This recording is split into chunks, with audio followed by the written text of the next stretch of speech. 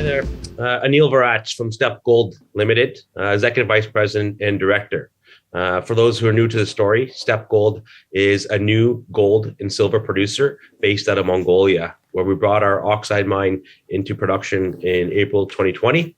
And we've just recently put out a feasibility study to expand into our fresh ore deposit over the next couple of years, with still a lot of exploration to be done on both of our properties. Aneel, good to see you. Haven't seen you since March last year. Been a while. Well, crikey, 12 months. Been a while. 12 months. You had a shocker of a year last year in country. You know, share prices come off, market cap has come off. What happened? Yeah, absolutely. It was a tough year, obviously for everyone. Still with obviously COVID still rampant even today. Supply chain issues globally, not just for small companies like us, certainly had an impact on our production. So we ran into some reagent supply chain issues that forced us to defer production really until now. We just restarted just a few weeks ago, as we announced. And so last year wasn't really a producing year, but it was a year of inventory build up.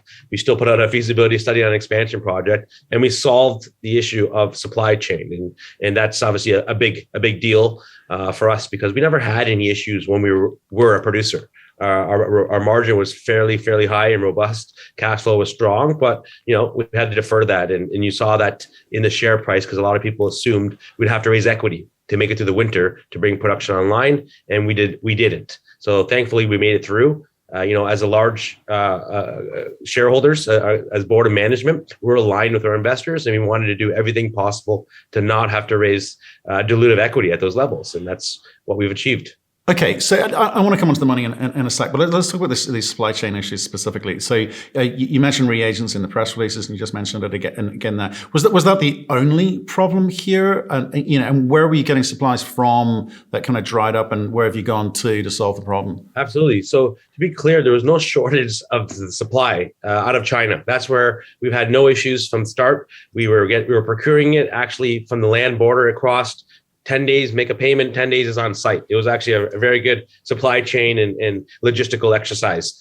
During COVID, the border was closed with China, and China had the zero COVID policy. They didn't want to allow drivers crossing the border back and forth, so that really started a queue at that border. Now, saying that, things eventually did get through, but hazardous materials have still not come through over the last year. So we got our crusher for phase 2 that we procured that from China, same border, came over last fall. So in September, it came over and all the parts, and we're actually installing that as we speak. So certain things came over, reagents, no. So supply is available in China, just not through that land border.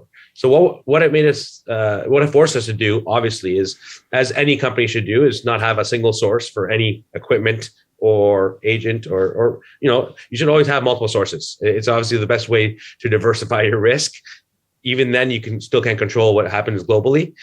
So we did open up other channels over the last 9 months. It took that long to do new permitting, to complete new permitting, exports from different countries, logistical approvals from different countries, and we opened up about 4 different channels, and that's what's finally hit. So that China land border issue still exists today. It could open up again, like I've said it on multiple interviews over the last year, anytime. And sure, we'll continue to do that too, because it's the quickest and cheapest. In the meantime, we've shipped Chinese product via vessel up to a couple of the countries along the ocean there, as you can imagine, and we're able to bring it in the country that way. So that's one way. So we're using the same supplier, having them ship it out, unfortunately, via vessel, and then bringing it into the country through different channels. That's been our best solution so far. And then we've also looked at other countries, including Kazakhstan, including Georgia. Unfortunately, with the new political issues in the region, bringing product through Russia has become even more difficult, even though it's not Russian product. So for now, we're pretty safe with the new supply channels we have, but we have about 4 open today, which allows us now to continue to build up our inventory. And that's also the key here, is we are building up inventory. While we're in production, we're ordering additional shipments every week. We've had multiple shipments since we announced on March 1st that we restarted and received our first. And we're going to continue to build up a 4 to 6 month stockpile of inventory on site, so that we can, nip this issue in the butt should it happen again. Okay, so you're moving from a sort of just in time strategy through to actually having to stockpile, have inventory there. Right, understood. I think you're not the only one, right? But what I'm trying to understand is hazardous material at the border, is the problem on the Chinese side or there's a problem on the Mongolian side? Because again, a big part of what I need to understand here is how supportive is the Mongolian government? I mean, given what we're about to talk about in terms of finance, they were already equity holders. They're now providing debt. Where's the holdup? At the border, it's on the other side. So it's not the Mongolian side. The Mongolian government is very supportive. They've been trying to work with us with their opposing government to open up channels. And in fact, China has, I think, 7 to 8 producing mines in Mongolia. Some of those also need the same products we do, and they've been starved. So we assumed, as we did, we were naive at the beginning of no issues during COVID, and we brought stuff over, that eventually this would be solved because their own companies rely on it as well, right? Chinese companies. So it's an issue on that side, unfortunately. Okay. Something that we can't control as yet, but being worked on every day still. Okay, and obviously it was a COVID-specific issue, certainly at the outset. And we obviously read reports recently about, whole cities being still, recently, a couple of weeks and presently being shut down by the China. So they're obviously very concerned about stemming the continuous COVID outbreaks there. But what's the difference between getting a crusher through the border and getting reagents through the border? Why do they view that differently? Exactly. Unfortunately, we can't give you that answer. So we think COVID is under the premise of COVID is how this all started. But certainly, there may be other factors at play, and I can't answer, and we're not here we're not here to make enemies either. But certainly, there could be other things at play here that we can't control, and that was it was pretty frustrating when we were updating the market, over the last year, and I had to, I was at the firing squad against me of why, how. That's the only explanation we knew of, and it's something we couldn't solve for. So it's something you can't control. Then you have to move to more reliable sources in the meantime. So it may be political, it could be COVID related, and it could be both.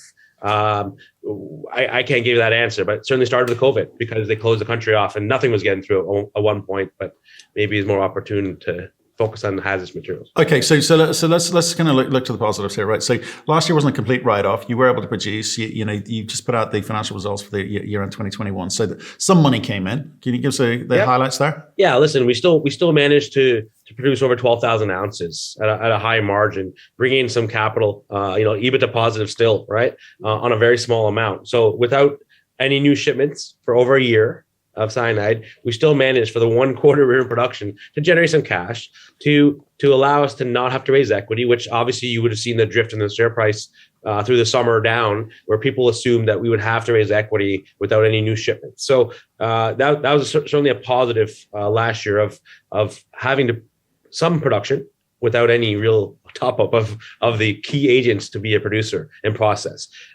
More importantly, I think, while waiting, we built up our inventory, and that's the huge thing here. So while the gold price continued to rise, we were mining, crushing, stacking, and on a recovered basis, we're sitting at about 82,000 ounces between the leach pad, the ROM pad, and what's blasted in the pits, and that's more than essentially 18 months of production on a go forward basis. So now we hit the ground running. So we stopped burning cash in November on the mining, blasting. We didn't need to build up any more inventory if you couldn't get to it. Now we can get to it.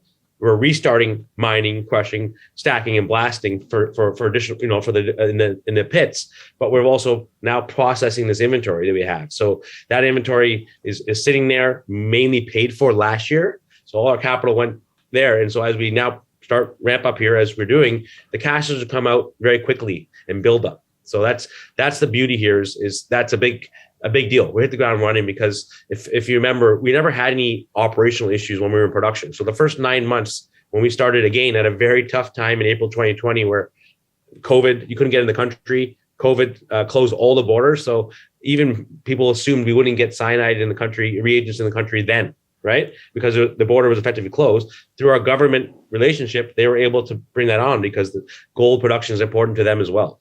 So we have that alignment with the government. So that's a huge achievement, I think, of building that inventory paid for last year. So we hit the ground running this year, which means we're actually going to generate a lot of cash flow as we process and ramp up over the next couple of months right to the year, and it's paid for. Second, we released a feasibility study on the larger projects. So most people considered us as a 3 to 4 year oxide mine, 50 to 60,000 ounces. Not very sexy, to be honest, right?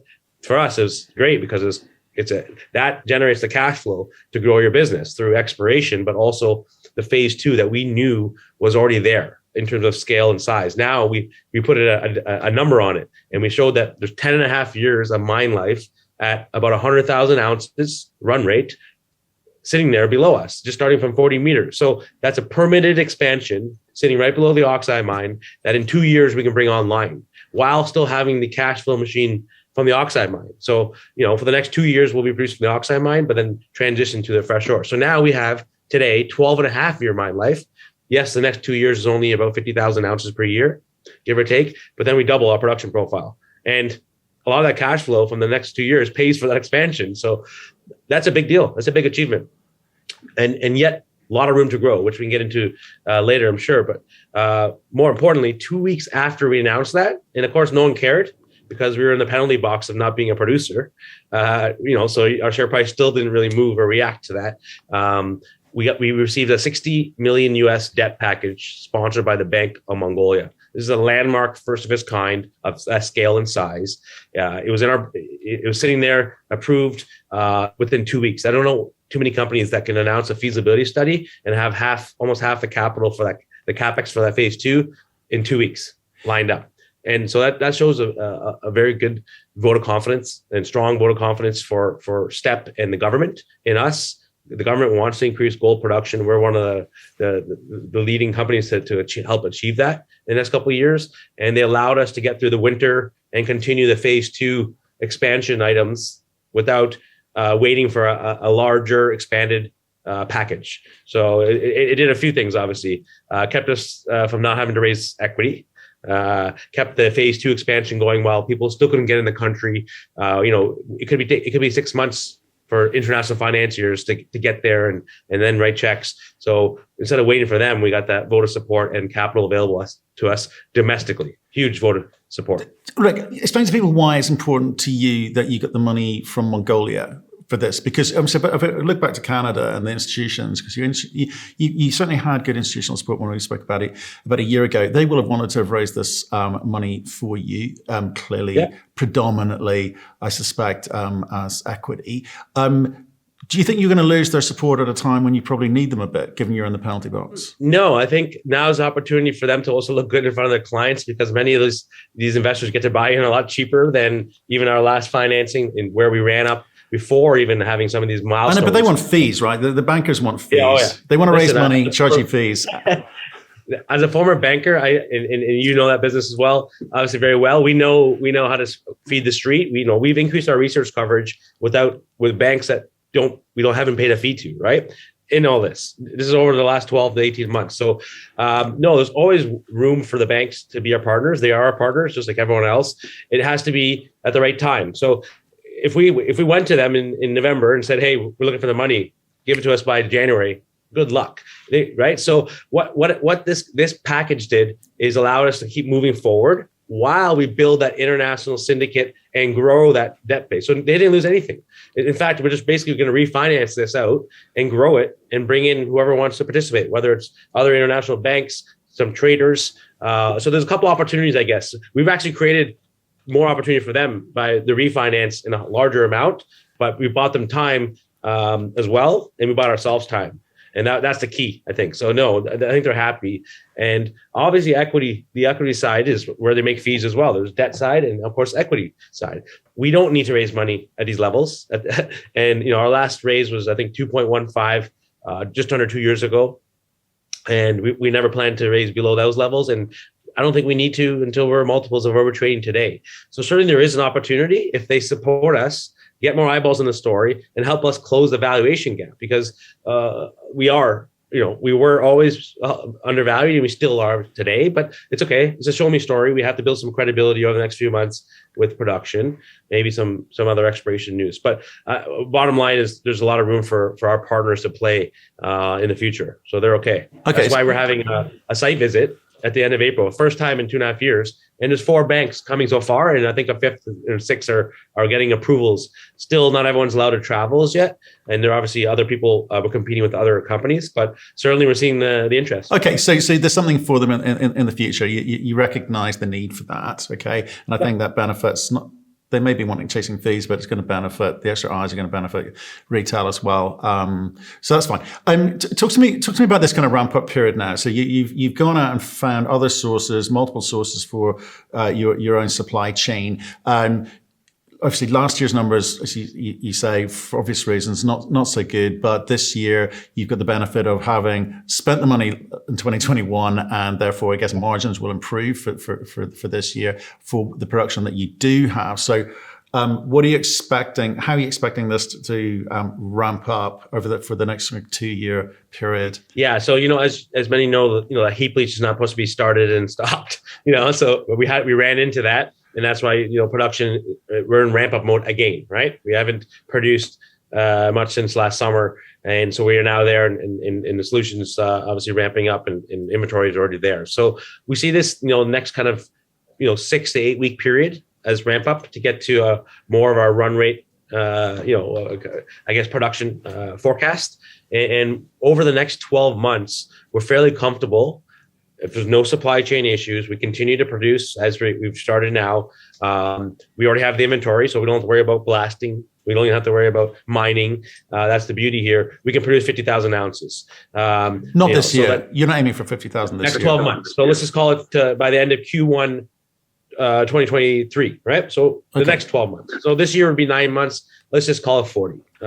Maybe we're in the 40 ballpark. Yeah. But 40,000 ounces, when you deduct the stream, royalties, taxes, it's still going to generate, 25 to 30 million of net cash at $1,800 gold, not even the 1,900 and change. So that's a good position to be in, that we can generate that much net cash to bolster our balance sheet.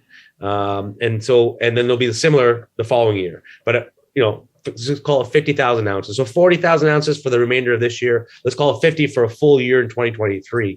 And so you can do the math again. On 50,000 ounces, it's going to be closer to 35 million US net cash. So then the cash buildup is closer to, on a conservative basis, 50 million US over the next 2 years from that production. And yet 82,000 ounces is already there. So when people do the math on what we put out on our reserve for the oxide mine, we say there's 2 years ahead of us at 50,000 a year. Well, if there's 82,000 there, and yet we still have more to blast and mine, the chances are we're going to have more than that. We can't say until we actually update the mine model and do all that work. But that's a nice thing to have, because I think we'll have a cash flow buffer from the oxide mine. So everything takes longer. Maybe it costs more in this world. So phase 2 doesn't come online in Q1 2024, and maybe it's Q3 2024. Right. We'll still most probably have the oxide mine producing for that 6-month buffer. So we're not going to be squeezed in any manner, right? We're going to have our build up on our balance sheet plus additional cash flow. So it's a nice situation to be in. Yeah, it's a nice position to be in, because you're going to be producing cash. And obviously there's a number of variables there which you need to kind of play with and work out how quickly you want to go. Because you've spent some money last year which you weren't able to, I guess, monetize, in the sense you're sitting on inventory. I get the heap leach. You kind of need to restart that process, and there will be a ramp up. Whatever the number, you've indicated some numbers there, but whatever that looks like over the next 12 months or over the next 9 months to the end of this year, and what next year looks like, I guess you will be clearer on with the market at some point. I'm sort of intrigued as to how quickly you kind of advance the CIL plant component and build up, given that you're sitting on a big inventory. You want to get into production as quickly as possible, and how much you do on the mining side versus the build side, because you don't need to rush it. You don't need to do a whole stack more mining right now. You've got options there. Yeah, but now that we're getting to it, it's a nice to have. So we are recommencing mining operations, and we're going to blast at full speed. At full speed. At full speed, because you can once you get through the oxides, then yes, maybe there's a pause, or you start building up the fresh ore inventory. Okay, so as you transition there, so because the construction side for phase 2 is really next year. It's a 2023 heavy. So this year is not a capex heavy, construction heavy year. Now, we're building, and we've already put down the groundwork and the concrete and foundation work for the crusher phase 2, and we're installing it as we speak. So later this summer, that'll be one piece of phase 2 already in place now, and that we'll get to use in phase 1. So we can actually go through all the oxides quicker, because there's 3 times the capacity. We'll put long lead item deposits down this summer. We'll do some of the earthwork and camp expansion this year. But that's probably it. The rest is next year. We'll bring in the equipment, and it'll be a full year of construction next year. So it won't get in the way too much of mining and anything else, and we can kind of then transition to development while still processing the oxide inventory. So what are the lessons learned? Obviously, you're saying, okay, we're going to move from just in time through to building inventories across the board, and probably for supplies as well. Any of the kind of big lessons that you picked up? Listen, I mean, we've always tried to increase the communication with the community, whether it's retail, institutional, and now that we have more things to say, and obviously quite a exciting year with cash flow expansion and exploration, more regular communication. It's really hard to say, hey, mañana for reagents, right? As we have done for 9 months. No one cared about anything else, no matter how much value. And so we didn't get value for communicating the message. But we were very clear every time that we're working on it to give people comfort that we will have a solution, and we've shown that. But yeah, so you touched upon the multiple sourcing. I think communication is the key in regular updates. We have to rebuild some credibility here. Let's be honest, right? So that's what we're doing. And so that's why we're now hitting the market, updating people on a more regular basis. So I think even though most producers update quarterly, for us, while we're rebuilding this credibility from now till PDAC or the summer, more regular updates on a monthly basis, so people can see, oh, things are going as planned. We're generating cash flow. We're still producing. Oh, we are building our inventory. We didn't have a one hit of reagents and it was start and stop again, right? So okay, I think that's the key here. I mean, because we're doing a lot of other good things, but those will we'll get value for that in the future. It's okay. Cool. I'll see you next month then. Yeah, you soon enough.